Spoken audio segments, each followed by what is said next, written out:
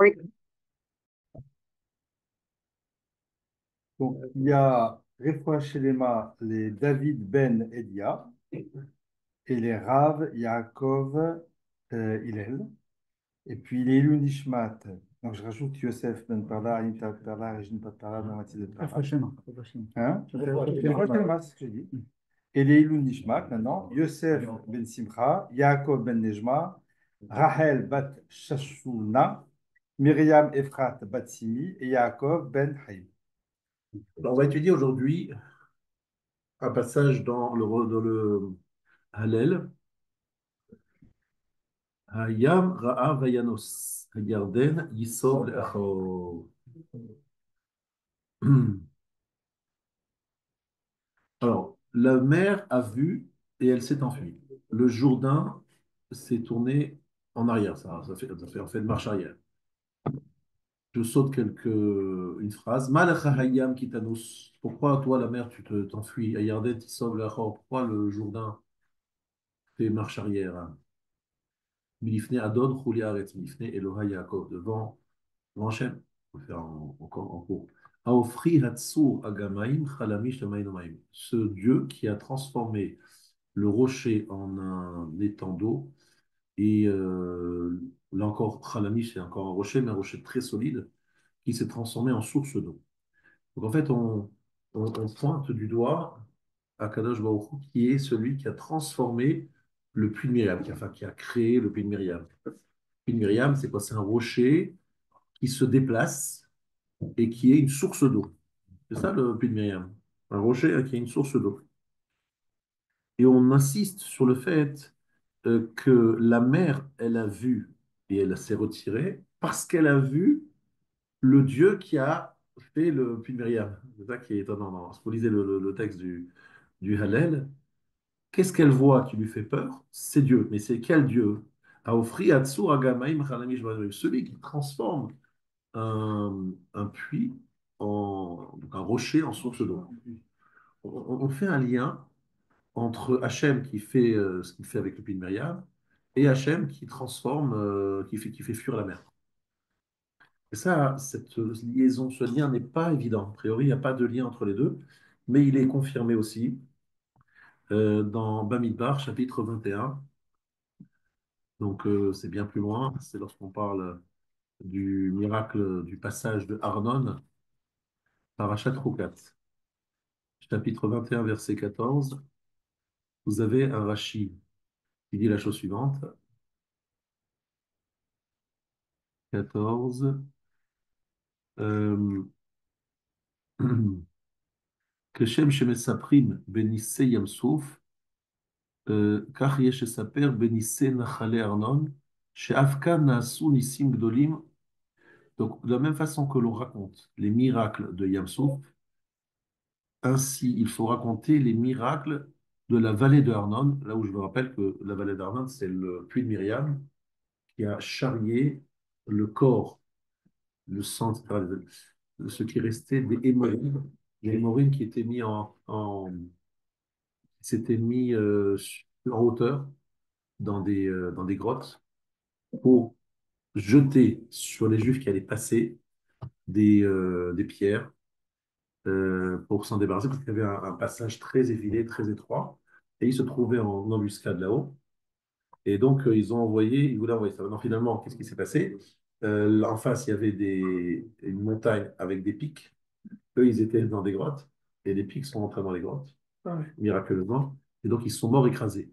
Et comme les Juifs n'allaient pas savoir, n'allaient pas connaître qu'ils ont été sauvés, n'allaient pas savoir, Hachem a fait en sorte que le puits de Myriam transporte leurs dépouilles pour qu'on puisse savoir qu'effectivement, il y a eu un miracle extraordinaire qui s'est passé là. Parce que le puits de Myriam, qui accompagnait les Juifs tout le temps dans le désert, et il a fait un petit tour, un petit détour à la mort de Myriam, parce qu'elle est morte à Choukat, donc il a disparu. Il est allé racharrier les corps et il les a amenés. Les Juifs ont dit, mais c'est qui ces corps? C'est qui ces gens-là? Et là, ils ont compris qu'il y a eu un miracle caché. C'est pour ça que, on nous dit qu'au moment où on raconte le miracle avec le puits de Myriam, on doit, dit Rashi, rappeler aussi les miracles de Kriyat Yam-Suf. Et c'est encore une fois un lien qui est fait par la Torah, par le Rashi, entre le passage de Yam-Suf et le puits de mer. OK? C'est clair. Donc, il faut expliquer ça. Maintenant, il y a une autre question que je voudrais vous poser. Euh, alors, aujourd'hui, le shiur, c'est toujours de Rav Moshe Shapira. C'est un élève à lui qui s'appelle Afike Maïm. C'est toujours de Soral. Euh, il y a dans la chant de Asia Shir Moshe une problématique. C'est que Asia Shir Moshe, c'est un futur. Moshe chantera. Et on nous dit que c'est une allusion à la période de Triat Ametim, la résurrection des morts. On peut se poser la question de savoir pourquoi parler de la résurrection des morts au moment du Kriyat Souf. Et pourquoi faire cette allusion à cet endroit-là? On nous dit Moshe il chantera à l'époque de Triat Ametim. Bon, d'accord, c'est intéressant, c'est magnifique, mais pourquoi le dire maintenant et pourquoi c'est important de parler de Triat Ametim au moment du Kriyat Souf? Voilà les différentes questions qu'on va essayer de répondre aujourd'hui. Pour répondre à tout cela, il faut un peu comprendre la notion même de ce qu'est l'eau, mais surtout de revenir à la création du monde. Donc là, on est dans Bereshit. Bereshit, Bereshit. Tout le monde connaît ce qui se passe le lundi, pas mardi, mais lundi. Yomer Elohim yirakia betoch hamayim, v'im avdil ben maim lamaim. Dieu dit que soit un firmament au milieu des eaux et qu'il fasse séparation entre l'eau et l'eau. Et Rashi, comme vous le savez, explique séparation des eaux d'en haut et des eaux d'en bas. D'accord, il y a donc une séparation. Et pourquoi on ne dit pas Kitov, que tout fut bien le deuxième jour, et par contre on dit deux fois Kitov le troisième jour, tout le monde connaît ce Rashi, c'est parce que en fait, le deuxième jour, il y a eu la séparation une sorte de disputation entre les eaux d'en haut et surtout les eaux d'en bas qui étaient mécontentes d'être en bas. Euh, mais surtout parce que ce n'était pas terminé. On n'a pas terminé le travail le deuxième jour, on n'a pas fini un travail. Il fallait le troisième jour finir le travail. Alors, c'est quoi le travail qui n'était pas terminé? C'est qu'on avait séparé les eaux d'en haut des eaux d'en bas, mais on n'avait pas fait apparaître la terre ferme. La terre ferme est apparue que le troisième jour. Et là, c'est pas évident. C'est pas évident parce qu'a priori, on ne voit pas le lien qu'il y a entre le fait de séparer les eaux d'en haut des eaux d'en bas du fait de faire apparaître de la terre ferme, la yabasha. Premier travail, Yom Sheni, on sépare les eaux d'en haut des eaux d'en bas. Yom Shlishi, on fait apparaître ce qu'on appelle c'est aussi les continents, en fait, hein, on a compris. La terre était recouverte d'eau à 100%. Et le troisième jour, Hachem, il a fait apparaître la terre dans l'eau. Mais quel rapport? Il a séparé le deuxième jour et il a fait apparaître la Terre le troisième jour. Et quel rapport? Non, c'est pas terminé. C'est pas terminé. Ce qui n'est pas terminé. Pourquoi ça ne serait pas terminé parce qu'on a séparé les eaux Il a fini de les séparer. Les eaux d'en haut restent en haut, les eaux d'en bas restent en bas. Il a séparé, il a travaillé, il a fini. Après, il a fait une nouvelle création le troisième jour en créant les continents. Mais quel rapport entre... Pourquoi c'est pas finalisé? Qu'est-ce que ça veut dire? Tu sous-entends qu'elle n'aurait pas dû être séparée? J'ai pas dit qu'ils vont. Non, il y a deux étapes. Pourquoi est-ce que la fin de la séparation, c'est le fait de faire apparaître le socle le terrestre, qui n'a rien à voir avec la séparation? Il veut les séparer parce qu'il a son calcul, Hachem, et on va l'expliquer dans quelques instants. Il est Mavdil. Alors là-dessus, il y a un midrash qui nous dit comme ça. Ani amit ve'achaye, machatzti vanir pa. Je fais mourir et je fais vivre. Machatzti, c'est quoi machatzti? C'est pareil, c'est divisé. Diviser, non, ça veut dire aussi, limchot, ça veut dire aussi écraser. Mais ça veut dire aussi séparer. Ça veut dire le mot mechitza, effectivement, le mot mechitza. C'est le mot chatsi. Chatsi, c'est la moitié. Rabbi Chanina b'Shem Shem Eketi en ktifkan ela machatsi. Mechitza she'asiti ben ha'ilim tachtonim. Donc ici, le Midrash prend l'option que vous avez citée, qui est une mechitza, une séparation entre les autres, entre en haut et en bas. She'elionim kayamim v'tachtonim metim ba'olam hazeh. En fait, c'est ça qui est très intéressant. C'est le fait d'avoir séparé les eaux d'en haut et les eaux d'en bas, ça crée la mort. C'est créer la mort. Parce que si les eaux d'en haut sont éternelles, les eaux d'en bas sont associées à un monde qui est provisoire, qui est à rail, et donc il y a la mort. Et j'ai créé une mechitza, une sorte de séparation entre en haut et en bas. Mais annonce Hachem, Ani Ami Vachaye, Machatzti Vanir pas, je guérirai, je vais guérir. C'est quoi, je vais guérir quoi? Eh bien, cette séparation, je vais la faire disparaître. Le sens, c'est pas dire Vani Erpa, c'est au futur. Pas Vani Merapé. Au présent. Ani Erpa, je Ah, t'as mis- guérirai au plus tard, parce que pour l'instant, Exactement. il n'y a Ah, pas t'as mis- de. La réfoua viendra qu'au moment de Triat Ametim. C'est écrit Avaleati Lavo, En Mita Kolika. Dans le monde futur, il n'y aura plus la mort. Shenema Bila Hamavet la Netzach. La mort disparaîtra à tout jamais. Amar Avada Afota Mechitza, Ani Choser ou Merape Ota. Même cette Mechitza, cette séparation, je vais la guérir. Machatzti, Mechitzati, Ani Apa. Je vais guérir cette Mechitza. Qu'est-ce que ça veut dire? Je vais guérir la Mechitza. Ça veut dire tout simplement que je vais faire disparaître, je vais effacer la séparation, cette séparation qui est à l'origine de la mort. Parce que tout ce qui est mechoubar, lié au Elionim en haut, il est éternel, et tout ce qui est lié au monde d'en bas est donc mortel. Et vous avez tous connu, ça on a appelé, que l'on appelle les maïm tartonim, maïm bochim. Les eaux d'en bas sont appelées les eaux qui pleurent. Donc on les fait parler en disant, elles pleurent de quoi? De ne pas être en haut, d'être en bas. Alors, en tout cas, l'origine de la mort vient dans cette séparation, de cette méritza entre les eaux d'en haut et les eaux d'en bas, parce que Mekor Achayim, la source d'eau de vie, est là-haut. Bon. Et maintenant, le Rav explique pourquoi est-ce qu'il faut que l'apparition de la terre est une sorte de finalisation de la séparation. D'abord, pourquoi Hachem il sépare les eaux d'en haut des eaux d'en bas? Parce que Hachem il veut qu'il y ait ce qu'on appelle le libre arbitre. Pour qu'il ait le libre arbitre, pourquoi est-ce qu'Hachem veut qu'il ait le libre arbitre? Pourquoi est-ce qu'il faut qu'on ait un choix? Pour qu'il s'appelle un Meler, un roi. Pour qu'il s'appelle un roi, il faut qu'on adhère volontairement à sa royauté. Il faut que ça soit un choix. Sinon, c'est plus un roi, c'est un tyran. Un roi, c'est quelqu'un qui est accepté par ses sujets. Un tyran, évidemment, c'est tout le contraire, c'est quelqu'un qui s'impose. OK? Et donc, Akadosh Baruch Hu dit, pour qu'il y ait la possibilité d'être roi, c'est-à-dire d'être acclamé, reconnu, et pour que ça ait une valeur, ben, il faut qu'on ait le choix de dire on ne veut pas ou on veut. Comment est-ce qu'il fait Hachem? Il est mavdil. Il sépare entre les eaux d'en haut et les eaux d'en bas. Et lorsqu'il sépare les eaux d'en bas, ça crée la mort peut-être, mais ça crée aussi le libre arbitre. Et ça crée aussi la notion de mal. Quand tu parles juste les cieux, et pour l'eau. Alors, en fait, on va comprendre ce que ça veut dire l'eau dans quelques instants. Ok. C'est vrai qu'il faut comprendre pourquoi on parle d'eau, toujours de l'eau. C'est le Marat qui va nous expliquer pourquoi est-ce que c'est l'eau qui est mise en avant. Et c'est une bonne question. En tout cas, le fait de séparer les eaux est un symbole, du libre arbitre, c'est-à-dire il y a un choix possible.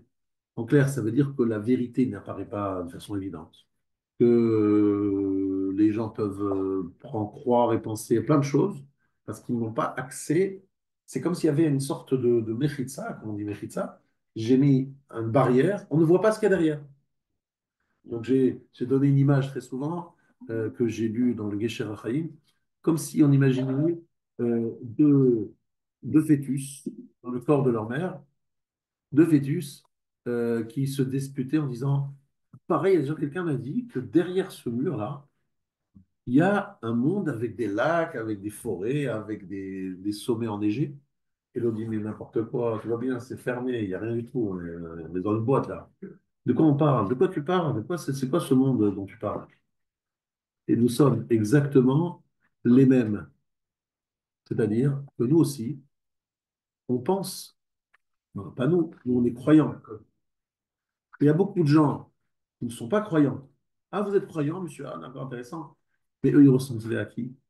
À ces deux fœtus qui se disent finalement, est-ce qu'il y a quelque chose là-bas derrière? On me dit après la mort, il y a quelque chose, il y a une vie après la mort. Est-ce que Dieu existe? Est-ce qu'il y a effectivement un tribunal? Est-ce qu'il y a véritablement l'enfer, le paradis? Les gens discutent. Oui, non, machin. Mais de l'autre côté, la barrière, les autres, ils disent, mais vous êtes fous, quoi. C'est évident. Vous êtes dans un truc fermé, vous ne voyez pas ce qu'il y a derrière. Il mérite ça. Il y a une séparation, vous ne voyez pas ce qu'il y a derrière. Vous comprenez l'image, elle est forte. Le fœtus qui discute, est-ce qu'il y a quelque chose derrière le monde de la maman? On veut ça parce qu'on connaît la suite. Mais ceux qui Voilà. ne connaissent pas la suite, Et c'est voilà. compliqué pour eux. Exactement. Le fœtus, on Même nous, on sait. n'a jamais Est-ce qu'on vu. est sorti du Même nous, aucun fœtus? n'a vu. Nous, on n'a jamais vu, mais nous, on est Mahamini. Voilà, On est croyants. voilà. On est croyants qu'il y a quelque chose Voilà. derrière cette Mefritza. Est-ce qu'il y a la même chose après la mort, pareil? Est-ce qu'on Bah se oui. pose une question après la mort? Après la mort, les gens ils se disent, mais quelle bêtise, comment j'ai pu être aussi idiot pendant toute ma vie, de douter, de poser des questions, alors que c'est une évidence, c'est là, c'est comme le fœtus qui sort du ventre de sa mère, mais Ouais. évidemment, il y a tout, il y a tout, il y a un monde incroyable. On a l'impression parce qu'on est enfermé dans une boîte, on pense qu'il n'y a rien derrière. Déjà, il faut qu'il y ait autant de raisons de croire que de ne pas y croire s'il n'y a pas de libre arbitre. Effectivement. Alors, effectivement, Akadosh Baruch Hu a fait ça. Il appelle son monde Olam, parce que ça veut dire He-Elem, se cacher, et Akadosh Baruch Hu se cache. Sauf que dans la paracha de la semaine, Bachelard, c'est la paracha où Hachem se révèle de façon la plus éclatante depuis la création du monde. Même en Égypte, ce n'était pas ce niveau de révélation. Et ça se passe dans l'eau. Il y a une histoire de l'eau. L'eau est omniprésente dans la paracha. On parle même de Mara. Mara, c'est aussi de l'eau. Du Be'er Miriam, du puits de Myriam. Vraiment, si vous voulez trouver un fil conducteur, vous avez l'eau. Et même la manne. Même la manne, c'est quelque chose qui vient du ciel, qui descend du ciel, comme les Geshamim, quand la pluie va descendre du ciel. Donc, ça veut dire qu'on est vraiment dans quelque chose de très central dans la paracha, mais on va essayer d'expliquer au fur et à mesure. Alors, en fait, Akadosh Baruch Hu donc joue à ce jeu avec nous parce qu'il veut que ça soit Meler, une malchoute qui soit décidée, choisie et non pas imposée. Donc, il se fait très discret. Maintenant, nous allons évidemment utiliser le Maharal de Prague, comme d'habitude, pour essayer de comprendre pourquoi est-ce que l'eau est ce symbole aussi fort de... Alors, le Maharal l'évoque dans beaucoup d'endroits, et là, je vous citais le chapitre 18 de Gvorot Hashem, ou bien dans le chapitre 41, vous pouvez vérifier, il dit que l'eau est kulo chomer, alors c'est vraiment la matérialité dans sa splendeur, on va dire comme ça. D'abord, c'est toujours au pluriel, il n'y a pas le maïm au singulier, pas l'eau au singulier, ça n'existe pas. Parce que toute l'essence même de l'eau, c'est une dualité. H2O. H2O. On est dans un élément pluriel qui ne va absolument. Or, nous, toute notre vie, c'est Echad, c'est-à-dire Echad, Hachem Echad, etc. Et l'eau, c'est le contraire, c'est deux. Par définition, c'est toujours un pluriel. D'ailleurs, on ne peut pas parler d'un élément d'eau, c'est-à-dire d'une unité d'eau. Ça ne veut rien dire, parce que toute goutte d'eau, elle pourrait elle-même se découper en plus. Ça ne veut plus rien dire. Et surtout, ça n'a pas de tsura. Vous savez tous que le Maharal, Homer et Tsura, c'est sa terminologie, mais ici, ça prend une image incroyable. On m'a mis un verre d'eau, l'eau, elle a pris la forme du verre. Si je l'avais mis sur une assiette comme celle-là, elle aurait pris la forme de l'assiette. Elle n'a pas de forme intrinsèque. Où est-ce que l'eau prend une forme et qu'elle devient, entre guillemets, un être, entre guillemets, avec une Tsura? C'est dans la paracha de cette semaine. Où l'eau devient des murailles, Choma, et à tel point que le Midrash, je ne sais pas si vous connaissez ce Onkelos incroyable, il dit Uberuach apecha ne'ermu maim. Tout le monde connaît cette verse. Comment vous traduisez ça? Uberuach apecha, avec le souffle de tes narines, ne'ermu maim. L'eau, littéralement, c'est rassemblé. Non, arema, c'est plus un tas. Elle a pris, voilà. Et comment traduit Onkelos?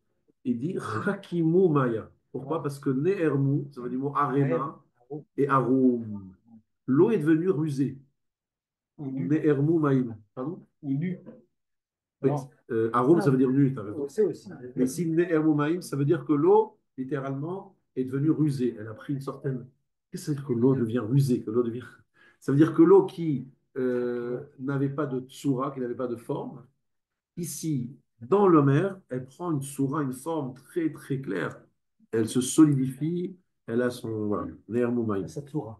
Et c'est intéressant qu'on utilise le mot Nehermou, qui fait allusion au Haroun, le premier Haroun donc du Nachash, et ici, c'est les mots du Onkelos.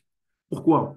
Parce que justement, dans la paracha de cette semaine, on veut réagir face à l'eau telle qu'elle est perçue et qu'elle est vécue, on va dire, dans le quotidien, c'est-à-dire quelque chose qui n'a pas de tsura, qui n'a pas de forme, qui prend la forme de l'endroit où on le pose, alors que ici, l'eau du Kriyat Yam-Souf est une eau qui est solide, qui tient et qui ne rentre dans aucun ustensile. C'est pas qu'on l'a mis dans un ustensile. Elle prend elle-même une forme. Et cette forme-là, c'est pas une forme qui est une forme classique.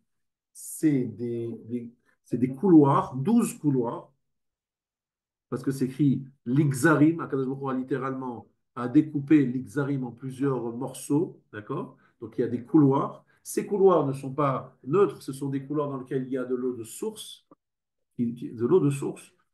Le sol, il est sec. Vous avez même, certains disent, des arbres fruitiers. Bon, c'est un truc absolument inimaginable. Vous êtes en plein milieu de la mer et vous avez des murs qui sont nés Hermoumaïm, qui ont pris une forme, et vous avez l'Yabasha Betochayam, la terre sèche au centre même de la mer. Et ça, Rabotai, c'est ce que vous voyez ici dans ce paracha. Donc, a priori, c'est juste un détail dans le miracle. Mais ce n'est pas qu'un miracle, un détail dans le miracle, c'est, Rabotai, une autre dimension. C'est la dimension d'un changement total à cet instant-là, un dévoilement total d'un changement de l'eau. L'eau qui est le symbole du chomer, de la matérialité, cette eau prend une tsura, une forme, et ça révèle en fait, et qu'est-ce qu'on dit à la fin de la Shira? Adonai Imloch Lolamved. C'est la dimension de révélation de Malchut Shamaim, de la royauté divine. Et vous le dites peut-être sans faire trop attention, mais dans Arvit, par exemple, Amahavir Banav Ben Gizrei Yamsouf, ou Malchuto Beratson Tiblu Alehem. Vous dites qu'ils ont accepté sa royauté avec, d'une façon volontaire, Ratson, avec volonté, volontairement. Moshe Israël Anushira Besimcha Rabba. Il y a une joie, il y a un malchut shamaï qui se révèle. Pourquoi? Parce que l'eau est domptée. L'eau a trouvé une forme. D'accord?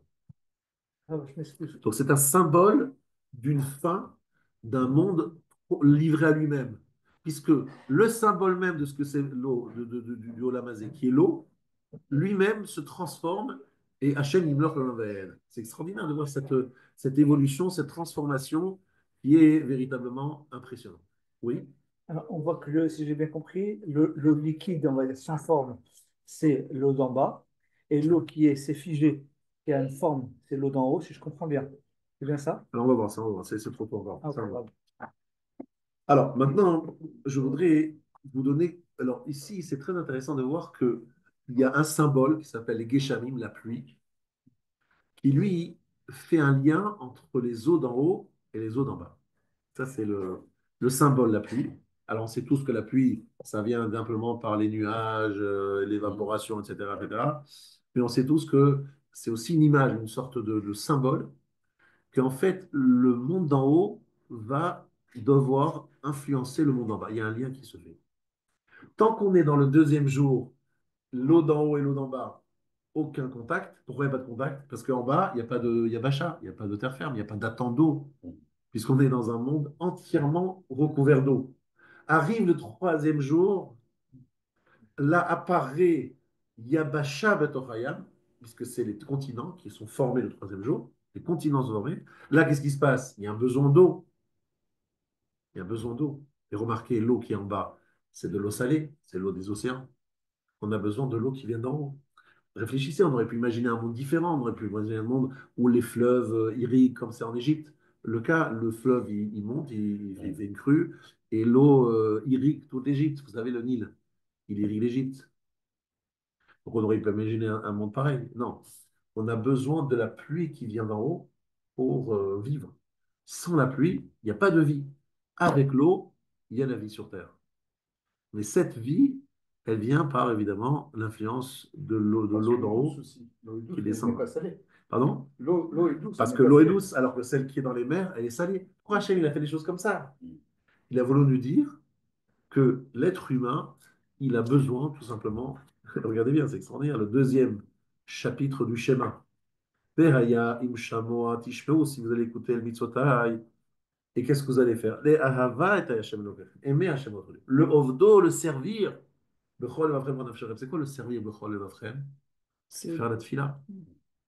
Servir avec son cœur, c'est faire une prière. Venatati vetar artsechem beito. Et je donnerai la pluie. La pluie, le symbole d'une influence qui vient d'en haut vers le bas, qui est une influence bénéfique qui donne la vie sur terre. Sauf que là, on a compris, parce qu'on vit ça au quotidien, on vit ça, on comprend très bien. Mais le problème, c'est qu'il y a une autre lecture plus, on va dire, moins évidente, moins facile à comprendre, qui est celui El Maïm et la Torah. On dit toujours l'eau et la Torah, on fait un lien entre les deux. Et ça veut dire quoi? C'est pas juste des mots qu'on dit comme ça, c'est pas une expression, etc. C'est que lorsque Akadosh Baruch Hu donne la Torah, révèle la Torah et la donne aux hommes, qu'est-ce qu'est le but? Le but de donner la Torah, c'est faire quoi? Alors, je l'ai expliqué de maintes fois ces derniers temps, j'ai dit aux gens, attention, c'est pas pour t'imposer des choses, mais c'est pour te donner la vie, le sens de la vie. Nous, on fait la Torah parce qu'Hachem nous l'a ordonné, c'est vrai, mais on se dit aussi que sans la Torah, notre vie, ce serait quoi? Métro, boulot, dodo, les vacances, voilà. Vacances, métro, boulot, dodo, manger, dormir, voilà. Mais c'est ça, c'est pas un but, c'est la vie dans le sens spirituel. Ça donne de la vie qui a un sens. Donc lorsqu'on parle de l'eau qui vient d'en haut, on pense aussi au sens qui est donné à ce monde grâce à ce monde spirituel qui nous inspire, ce monde métaphysique, non visible. Vous voyez ce que je veux dire? Et ça, cette révélation se fait d'abord dans Kriyat Yam-Souf. Après Matan Torah, mais d'abord dans Kriyat Yam-Souf, où il y a une révélation de Torah. C'est quoi la révélation de Torah qu'il y a à Kriyat Yam-Souf? Az Yashir Moshe. C'est un morceau de Torah qu'ils ont eu là. C'est un morceau de Torah. Az Yashir Moshe, le chant. C'est bien eux qui l'ont chanté, tous les peuples juifs. Et pourquoi ils l'ont chanté? Parce qu'ils ont une inspiration divine qui leur a permis de chanter. Donc c'est un morceau de Torah qui vient des Juifs. Grâce à qui? Parce qu'Hachem, il a enlevé la Mechitza. Et ce jour-là, il y a eu une ashpa, une sorte de retrouvaille entre les eaux d'en haut et les eaux d'en bas, où même les eaux d'en bas ont pris une soura, une forme, qui fait penser aux eaux d'en haut. Le Shira, le Shira. Et ça, c'est la notion même de Ouais. Shira. On va l'expliquer dans quelques instants, mais juste, est-ce que jusqu'à présent, la construction est claire? Très, très important.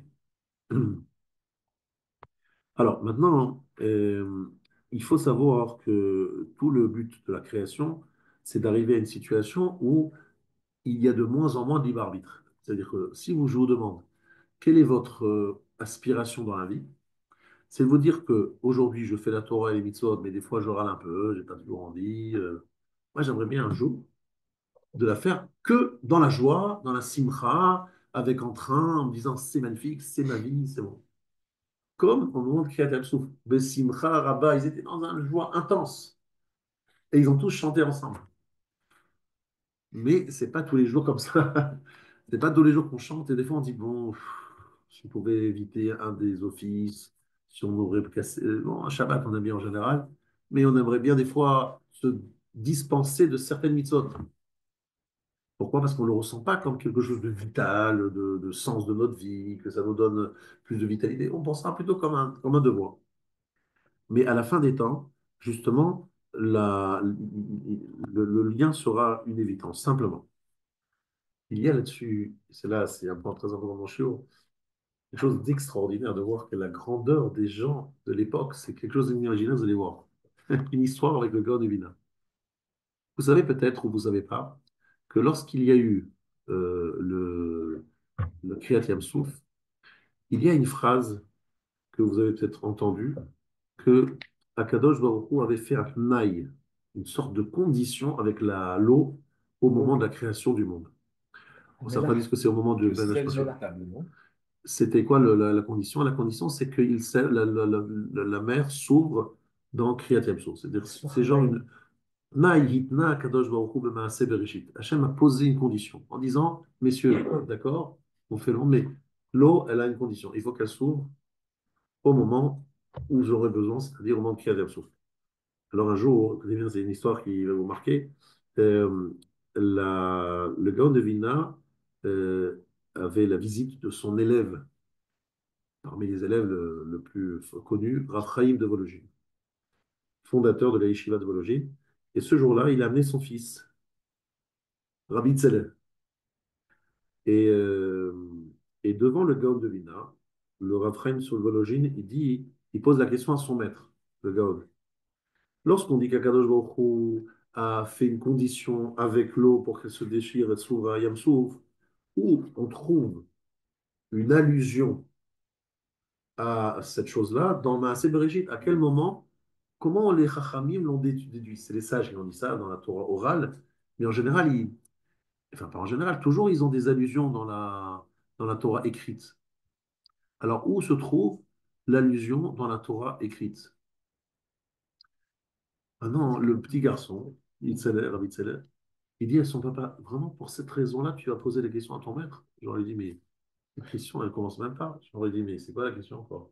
Bon. Que le fils, le père, il est un peu gêné, il dit, non, le rave, il dit, mon fils, il parle comme ça. Il dit à son père, franchement, c'est quoi cette question? Alors, de mots, tu n'as pas dérangé le rave pour une question pareille. Alors, le gars de Vina, il dit au petit Tzela, viens t'asseoir à côté de moi et dis-moi, qu'est-ce que tu as à dire? Il dit, mais c'est clair, le troisième jour de la création, c'est écrit, Yikavu Amaim Mitachat Hashamayim Makom Echad. Qu'est-ce que ça veut dire? C'est tout simplement que se rassemblent les eaux au-dessous du ciel en un seul lieu. Et il dit, c'est écrit Veterae Hayabasha, que la terre ferme soit visible. Devant le petit garçon, il dit, mais pourquoi on a besoin de dire que la terre ferme va être visible? À partir du moment où on réunit l'eau à un endroit, automatiquement, la terre, elle est visible. Pourquoi le préciser? Ici, il y a une allusion au troisième jour de la création, qu'il y a un jour où la terre sera visible, alors que la création aura déjà eu lieu depuis très longtemps, c'est Kriyat Yamsouf. À Kriyat Yamsouf, Terae Ayabasha, parce que c'est une condition faite le troisième jour de la création, que au-delà du troisième jour où la terre s'est apparue, il y aura un autre moment où la terre apparaîtra au moment de Kriyat Yamsouf. Il fallait voir un petit garçon qui connaît les psukim et qui répond du tac au tac à une question que son père n'a pas trouvé de solution. Et le gars de Vina a validé, il lui a pris la tête, il l'a embrassé et il a dit voilà, bon, il a pris la succession de son père, hein, le Hitzel de Vologine. C'est le futur Rosh Hashiva de la Yeshiva de Vologine, un des Goléadors. Bon, voilà, ça pour vous dire la grandeur de ces gens-là, pour vous dire que, mais oui, mais c'est quoi cette histoire de Tnaï, de conditions posées au moment de la création? C'est quoi l'idée? C'est quoi le. Et en fait, l'idée, c'est de dire que à cet instant-là se termine vraiment la création de l'eau. La processus de création du monde ne va se terminer que Vetera Yebasha lorsqu'on va se faire voir lorsqu'on verra la terre ferme au fin fond du Yam Souf. C'est là que ça va se terminer. Pourquoi que ça va se terminer? Avant, ça ne s'est pas terminé. C'est quoi l'idée? Qu'est-ce qui s'est rajouté à ce moment-là qui manquait à la création du monde? Ben là, c'est là ce que le Rav dit quelque chose d'extraordinaire. C'est qu'en fait, à ce moment-là, l'eau a pris sa dimension, c'est-à-dire sa tsura. Mais ça veut dire quoi? Ça veut dire qu'en fait, Kriyat Yamsouf ou Agmar Yitziat Mitzrayim, c'est la fin de Yitziat Mitzrayim. Pourquoi? Parce qu'il y a un élément que vous avez oublié. C'est qu'en Égypte, il n'y a pas de pluie. La source économique de l'Égypte, c'est le Nil. Et le Nil déborde.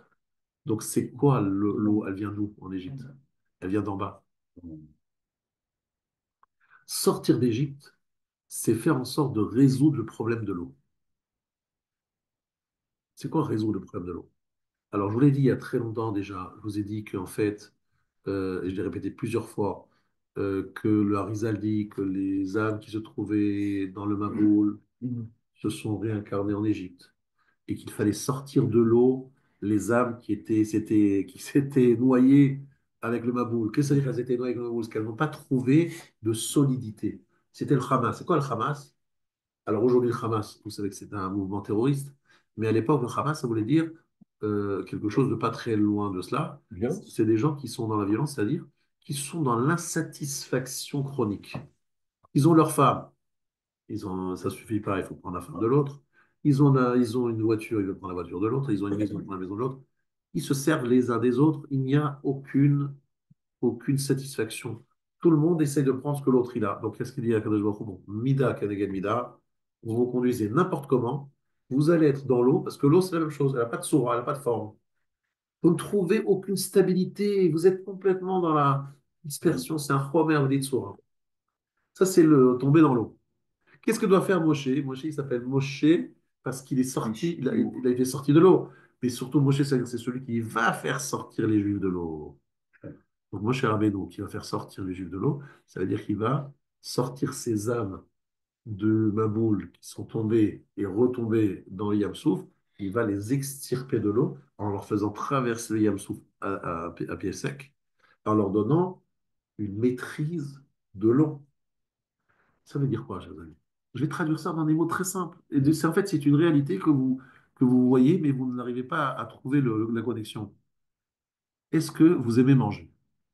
La plupart des hommes, ils aiment manger. Chacun aime ci, l'autre il aime ça. Il y a peu de gens qui ne mangent sans appétit. Si on mange sans appétit, c'est qu'on est malade en général. Grâce à Dieu, dans le judaïsme, et moi je peux vraiment témoigner, les occasions de manger pour une fête religieuse, c'est tout simplement tous les jours, ou voire plusieurs fois par jour.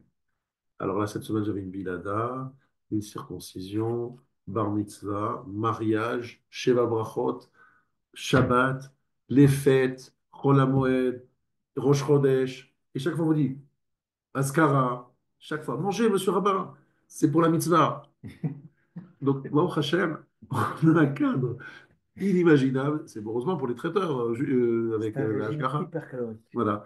C'est un régime dans lequel on se dit, mais il y a toujours une belle raison de manger, de faire des brachot, de je ne sais quoi. Donc, qu'est-ce qu'il fait à Kadosh Baruch Hu? Il dit, voilà, écoutez, on va utiliser votre besoin de nourriture, votre attirance à la nourriture, on va la cadrer. Ah, comment on la cadre? Eh bien, vendredi soir, c'est une mitzvah de manger, Shabbat matin. C'est pas une mitzvah absolument de manger dimanche matin et dimanche midi, dimanche après-midi. Mais par contre, le Shabbat, c'est un moment de délectation, de connexion. Il y a des occasions, c'est une mitzvah de manger. À une Brit Mila, c'est une mitzvah de manger. Bon, Baruch Hashem, il y en a encore d'autres, etc. Bon. Et ce que je veux dire, c'est qu'on va cadrer la nourriture dans le cadre d'une mitzvah. Donc ça ne deviendra pas une eau qui va nous tomber dessus et va nous noyer. C'est une eau au contraire qui est comme une muraille bien solide qui nous montre un chemin sec. Parce que le gros problème de l'homme, c'est qu'il se noie dans l'eau en Chomer Sansura. Mais lorsqu'il trouve Yabasha Betochayam, il est dans la solidité et dans quelque chose de stable. Et là, il peut marcher tranquille, sans être menacé sans risquer d'être noyé par l'eau. C'est ce qui se passe dans la paracha. Et ce qui se passe aussi, c'est de dire que cette eau d'en bas qui est dangereuse, c'est pas comme l'eau d'en haut qui n'est pas dangereuse. L'eau d'en haut, au contraire, et ça commence à se traduire. Regardez bien. Je gagne de l'argent. J'ai deux façons de gagner l'argent. Ou bien je ne suis pas du tout pratiquant et je gagne de l'argent, beaucoup d'argent, sans faire d'efforts, sans prier, sans croire en rien. Qu'est-ce que je fais avec cet argent? Très souvent, cet argent nous amène dans une instabilité chronique, c'est-à-dire les femmes, l'honneur, la dépense n'importe où. On voit des gens très riches qui, des fois, dépensent, mais sans. C'est dégoûtant. C'est dégoûtant. On sent qu'ils n'existent plus. Bon, bref. Il y a d'autres personnes qui ont prié très fort. Ils ont dit à Kadosh Baruch Hu, on a besoin de Parnassa. Et Kadosh Baruch Hu, il a répondu. Ça, c'est de l'eau qui vient dans l'eau, d'en haut, et qui apporte la beracha. La personne qui le reçoit, il a demandé, il a prié, il remercie Akadosh Baruch Hu pour lui avoir donné. Et il comprend que si Hachem lui a donné, c'est pour une mission. Il a déposé chez lui de l'argent pour qu'il en fasse des belles choses. Il donne la tzedaka, il en donne, bref, il l'utilise à bon escient. Ça, c'est l'argent, c'est la parnassa de la tzedaka, la parnassa de la beracha. Mais il y a une parnassa qui n'est pas la bracha, qui n'amène pas de bénédiction, qui amène tout le contraire. Et ça, la parnassa qui vient de l'eau d'en haut, c'est comme la manne, qui est l'echem in hashamayim. où là, il n'y a pas d'excès. Impossible de faire des excès. Tu prends exactement ce qu'il te faut. Il y a pas de différence entre les uns et les autres, dans le sens où c'est la même quantité. Il y a une quantité pour un jour. On peut pas, il n'y a pas d'excès. Pas besoin d'aller prendre de rendez-vous avec le diététicien pour savoir si on va prendre un peu plus, un peu moins. De toute manière, tu prends exactement ce qu'il y a et pas plus. Et si tu gardes dans le frigidaire, le lendemain, il n'y a plus rien. Tout a disparu. Donc, on est d'accord? C'est Lechem min hashamayim. Ça, c'est ce qu'on appelle, ça, c'est la manne. OK? Eh bien, Rabotai, regardez bien. Euh, le Rav nous dit la chose suivante. Cet événement-là, qui est celui du Kriyat Yam Souf, est un événement qui prévaut, qui annonce Triyat Ametim. Pourquoi Triyat Ametim? Parce que Triyat Ametim, c'est le moment où la mort disparaîtra. Et quand la mort va disparaître, parce qu'Hachem va enlever la Mechitza, il va enlever la séparation entre les eaux d'en haut et les eaux d'en bas. Il va enlever la séparation des eaux d'en haut. C'est-à-dire qu'en fait, il y aura un dévoilement de ce que sont les eaux d'en haut, que les eaux d'en bas vont littéralement se relier aux eaux. Il n'y aura pas la mort qui est en fait le résultat de cette Mechitza, de cette séparation. La matérialité, non? La matérialité qui n'a aucune tsura, qui n'a aucune forme. Ça, c'est le yamsouf. Mais lorsque le yamsouf il est maîtrisé, c'est une matérialité qui a une tsura, une forme, et qui représente justement une stabilité plutôt que le contraire. Non seulement c'est une stabilité, mais tu as transformé le besoin de matérialité. Prenons l'exemple du mariage. Voilà. Le mariage. C'est un sujet qui a toujours un peu perturbé tous les gens qui avaient une aspiration spirituelle. Le mariage, c'est un moment de plaisir, de désir, etc. Assouvissement d'un désir. Ça, c'est dans une certaine lecture. Mais dans le monde de la Torah, lorsque quelqu'un est chômeur mitzvot, le mariage, c'est l'occasion de faire, au contraire, une construction. C'est sous une choupa, avec un rabbin, des kiddushin, choupa, des engagements de respect envers sa femme, toutes sortes d'obligations qui ne sont pas que des obligations. C'est un cadre terrible, le mariage. Terrible dans le sens pas terrifiant, mais terrible dans le sens très constructif, qui ne laisse pas justement les dérives dangereuses. Il y a le mikvé, il y a la séparation, C'est il y a cadré. un truc, c'est cadré, c'est cadré. Donc c'est aussi d'un mur solide Betoch Hayam, c'est-à-dire dans un monde où les gens, à cause du désir, de la passion sexuelle, se laissent complètement avoir, ils vont dans tous les sens, et c'est un grand naufrage. Chez nous, au contraire, le mariage, c'est l'occasion de se stabiliser, d'avoir un cadre et de se construire avec ça. Prends un exemple du mariage. J'ai parlé de la nourriture tout à l'heure. L'argent aussi, si on sait comment faire, la Torah nous dit comment faire, 20% à la tzedaka, etc., etc. On a plein de cadres qui est là pour que l'eau ne soit pas une eau qui nous détruise, mais une eau au contraire qui crée des passages à pied sec. Ça, il faut bien comprendre. Et ça, les Israël le découvrent. C'est la fin de la sortie d'Égypte. Pourquoi? Parce que l'Égypte, c'est un pays où il n'y a pas de l'eau d'en haut, c'est que de l'eau d'en bas. Donc c'est l'impureté, c'est l'éloignement total du Dieu. On ne prie pas pour qu'Hachem, mais la terre d'Israël, c'est tout le contraire. C'est un pays où il faut absolument la pluie. Sans la pluie, on est embêté. Et ça, c'est pourquoi? Pour créer justement cette dimension de dépendance et de recréer le lien avec les eaux d'en haut. Donc je te dis dans la tête, et les eaux d'en haut, les eaux d'en haut, s'il vous plaît, donnez-moi la part de ça. Ça veut dire que quand on va au mikvé, on baigne entièrement dans les eaux d'en Alors, haut. justement, le mikvé, on y arrive maintenant parce qu'on arrive maintenant au puits de Myriam. Ah, Le puits de Myriam, il a un lien, on a dit au début du show, entre le puits de Myriam et le fait que la mer s'est retirée. Quel rapport entre le puits de Myriam? Parce que le puits de Myriam, effectivement, il a une particularité. Maya nametaltel taor. Zéou be'era shel Myriam. Une source qui se déplace. Vous avez déjà vu des sources qui se déplacent? Une source, c'est statique, n'est-ce pas? Eh bien, le puits de Myriam, c'est un rocher avec une source qui se renouvelle, vrai comme une source qui se renouvelle. C'est pas qu'il y avait un gros réservoir d'eau. Heureusement, parce que sinon, C'est pas dans un ça. désert, ouais, de l'eau stagnante, c'est une catastrophe, on est d'accord. Donc, c'est de l'eau qui se renouvelle tout le temps, c'est une source, mais qui se déplace partout. Alors, les gens demandaient, mais c'est plus de l'eau, alors c'est de l'eau puisée, c'est pas de l'eau cachère pour se tremper. Si, c'était aussi un mikvé. Ben, vous connaissez peut-être le mikvé du Harizal. C'est quoi le mikvé du Harizal? C'est glacé, mais c'est quoi? C'est une source d'eau. C'est pour ça que c'est glacé aussi, c'est une source d'eau. Ben, imaginez-vous le mikvé du Harizal qui nous accompagne partout où on va. Vous dites, mais c'est pas possible, c'est pas. C'est vrai, c'est un miracle. Mais c'est un miracle qui fait que ce lieu reste quand même un lieu qui s'appelle quoi? C'est quoi ce puits de Myriam? C'est quoi comme situation? C'est en fait, et là il explique le Rav, c'est en fait c'est les eaux d'en haut qui se trouvent en bas. En fait. C'est un petit morceau des eaux d'en haut qui est descendu en bas. La preuve, c'est que vous le savez tous, lorsque les Juifs se déplaçaient dans le désert, ils se déplaçaient d'un lieu à un autre lieu, mais toujours al pi Hachem, selon la volonté d'Hachem. Et nos sages nous disent qu'en vérité, là où ils allaient, c'était al pi Hachem, là où le puits de Myriam, c'était al pi Hachem, mais en fait, c'était toujours au même endroit.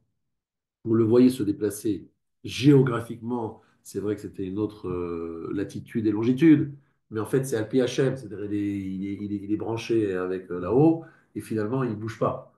Il bouge dans ce monde, mais en fait, il est branché là-haut, et donc ça a un statut qui n'est pas le statut habituel. Comme le soleil. Pardon? Comme le soleil. Le soleil, Il bouge pas. il ne bouge pas, le soleil, c'est nous qui bougeons. Oui. On croirait. Oui, exactement. Et ça, en fait, c'est ça ce qui est très intéressant, c'est que le lien qui est fait entre la mer Yam Souf et Be'era El Miriam, c'est de dire qu'en fait, dans les deux cas, il y a un chibour, un lien entre les deux d'Arpim. À tel point, on dit qu'une servante qui se trouvait au moment de Kriyat Yam Souf, elle avait une vision plus grande que celle de Yecheskel, le prophète. Elle voyait le char céleste. En fait, c'était un lieu qui n'est pas un lieu commun. C'est un lieu d'apparition, quoi. C'est un lieu où l'eau d'en haut, l'eau d'en bas, il n'y a plus de Mechitza, c'est une eau de révélation. Les deux grandes révélations, en fait, il y en a eu trois. La nuit du Seder, d'accord, mais ce n'est pas le sujet d'aujourd'hui, Makab Bechorot, Kriyat Yam Souf, comme on vient de décrire, Matin Torah. et Matan Torah. Il y en a trois. Trois rendez-vous complémentaires où Hachem dit je suis là. Voilà. Chaque fois d'une autre façon, dans un autre contexte. Mais là, ici, on est au milieu de l'eau. Donc, c'est important de lier l'eau à cette révélation. Mais là, on voit que la volonté d'Hachem, c'est de nous gérer notre relation avec la matérialité, nous résoudre ce problème. Que la matérialité ne soit pas quelque chose qui crée une méchitsa, une séparation, et nous aveugle, mais au contraire, quelque chose qui crée un lien. Donc, prenons un exemple très simple. Un monsieur vient me dire, j'ai besoin de parnassa, j'en peux plus, etc. Qu'est-ce que je lui dis? Fais une fila. Donc, je lui dis, utilise ce besoin de Parnassa pour créer un lien avec Hachem. Il y en a un autre qui va dire, bon, écoutez-moi, Hachem, priez, moi, je ne sais pas ce que ça veut dire. Il va aller emprunter, mais il ne va pas pouvoir rendre, il va voler, il va très... Le besoin de Parnassa va le rendre, l'enfoncer dans une boue dans laquelle il ne pourra plus du tout se relever. Vous voyez ce que je veux dire? C'est deux façons de réagir à ce besoin de Parnassa qui est commun à nous tous. Donc, Hachem veut qu'on, ce besoin de Parnassa, au lieu de nous faire plonger dans l'inconnu, dans l'eau sans fond, elle nous crée au contraire Yabasha Batochayam, un chemin dans la mer, parce que quelque part, c'est une façon pour nous. Alors c'est pour ça que chaque fois je répète cette histoire qui m'a énormément marqué, puisque j'ai répété au moins 50 fois. J'ai dit que j'ai rencontré un monsieur qui venait plus à l'EF, et je lui ai dit, pourquoi tu ne viens plus? Il m'a dit, alors je parle d'une histoire qui a des longues années. Il m'a dit, mais Dieu m'a béni. Alors c'est quoi Dieu m'a dit? C'est qu'il avait gagné des dizaines de millions d'euros dans une affaire, donc il venait plus à la synagogue. Donc en fait, je lui dis, je lui ai pas dit ça, mais au fond de moi, j'ai pensé, Dieu t'a maudit. Parce qu'il ne voulait pas que te t'écouter avec ses prières. Donc il t'a dit, je te donne l'argent, lâche-moi les baskets, tu vas plus venir me déranger, j'ai plus envie de t'avoir, dégage. Donc il lui a donné plein d'argent et le type n'est plus venu. Effectivement, je me suis dit, bon, ça y est, je suis débarrassé de celui-là. Mais lui, il se pense, mais au contraire, quel bracha, j'ai plein d'argent, j'ai machin. Mais non, la bracha, c'est faire le lien entre Maïm Elyonim, Maïm Tartonim, c'est le lien entre d'en haut et d'en bas. C'est pas d'avoir beaucoup d'argent de Maïm Tartonim. C'est ça la bracha. Voilà, Rabotai, que je voulais vous expliquer aujourd'hui. Je vous souhaite un très très bon chemin. Je voudrais, par rapport à tout à l'heure, vous avez parlé du